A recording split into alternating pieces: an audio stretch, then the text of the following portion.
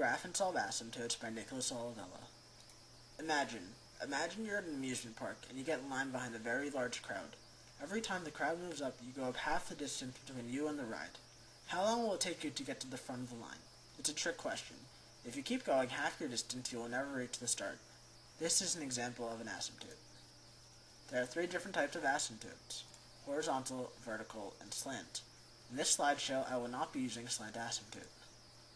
The general format for an asymptote equation is y equals a times x to the n power plus a number over b times x to the n power plus a number. In order to get a horizontal asymptote, we must know three rules. If n equals m, then the horizontal asymptote is y equals a over b. If m is greater than n, the horizontal asymptote is y equals 0. Finally, if n is 1 greater than m, there is no asymptote. To find the vertical asymptote, find what x does not equal by setting the denominator equal to 0 and solving for x. Our example problem is going to be very simple and easy to solve. Y equals 1 over x plus 4.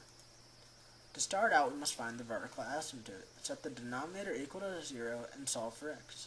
Subtract 4 from each side and you get x equals negative 4. X equals negative 4 is our vertical asymptote.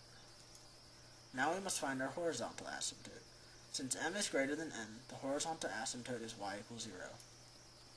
Next, we must find the x and y intercept.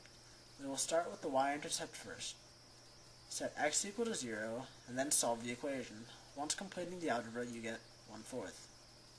To get the x-intercept, set the numerator equal to 0, and you should get 1 equals 0.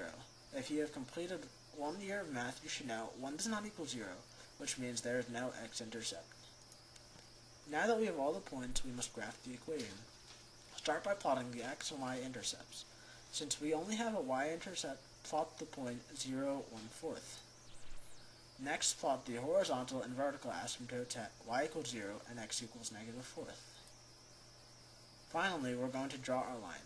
In order to determine which side of the x-axis it goes, we must test a point. I tested negative 5, 0, and 0, 0. I got a negative number for negative 5, 0, and a positive number for 0, 0. This means that on the left side of the vertical asymptote, the points are negative, and on the right side, the points are positive. Now, the graphed line, you must have the lines almost touching the asymptotes, but never crossing. This is the complete graph of our asymptote.